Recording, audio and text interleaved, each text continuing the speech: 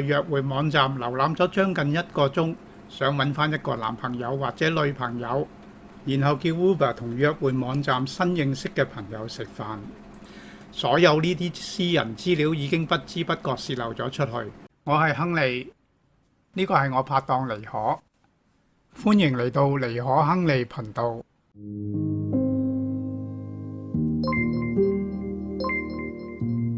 今日你收到一封主旨係銀行拒絕貸款嘅 email， 跟住上網揾其他銀行或者財務公司嘅資料，然後打電話俾呢啲機構傾咗15分鐘，之後去約會網站瀏覽咗將近1個鐘，想揾翻一個男朋友或者女朋友，然後叫 Uber 同約會網站新認識嘅朋友食飯。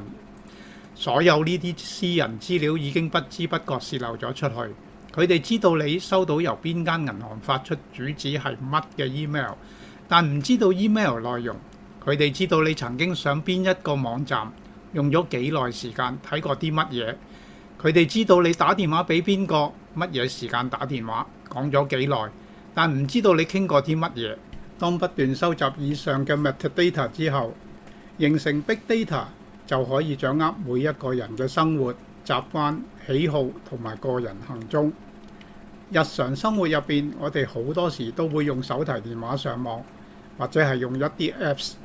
而數碼指紋就係呢兩種情況之下洩漏咗我哋大量嘅 metadata。數位指紋識別多數係由第三方公司去收集，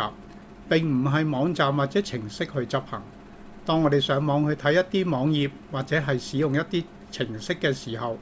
呢一啲第三方嘅追蹤程式，好似 cookies 或者係 JavaScript， 就會同時加載並且開始追蹤。例如要揾工，去111人力銀行網站，可以睇到有10個你未必認識嘅第三方公司追蹤程式運行。另外 cookies 係最常見嘅收集追蹤程式，喺我哋使用 Android、iOS 或者係 Chrome 嘅時候就會啟動。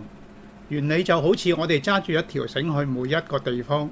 停低嘅時候繩就會自動出現一個記號，其他人只要跟住呢條繩去到有記號嘅地方，就可以追蹤你去過邊一度。而我哋可以清除 cookies， 情形就好似將呢條繩剪開好多段，令到冇辦法追蹤。數位指紋同 cookies 唔同，電話、電腦、程式或者係瀏覽器都有佢哋嘅特徵。數位指紋就係呢啲特徵嘅全部，係獨特同埋唯一嘅，而且係冇辦法清除。為咗避免洩露我哋嘅私隱，需要用到一啲特別嘅方法抵抗數位指紋嘅收集。今集先講瀏覽器。究竟瀏覽器點樣洩漏咗我哋嘅數位指紋？當我哋去咗不同嘅網頁瀏覽嘅時候，情形就好似而家睇到嘅數位指紋圖片一樣，出現好多唔同顏色、大細、內容嘅圖片影像，而每個人嘅數位圖片都唔一樣，所以就可以識別到每一個人喺上面做嘅所有事。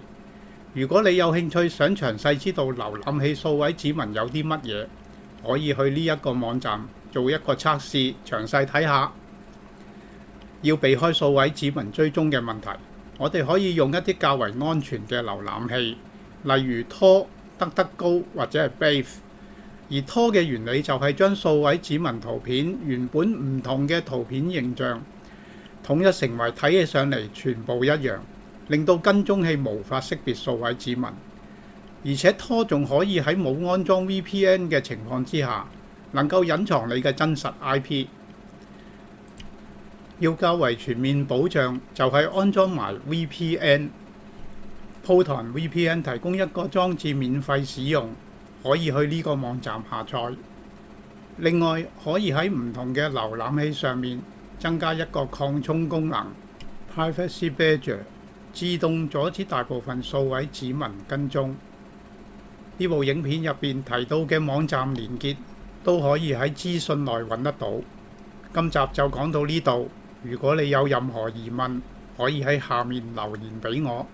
多謝收睇，拜拜。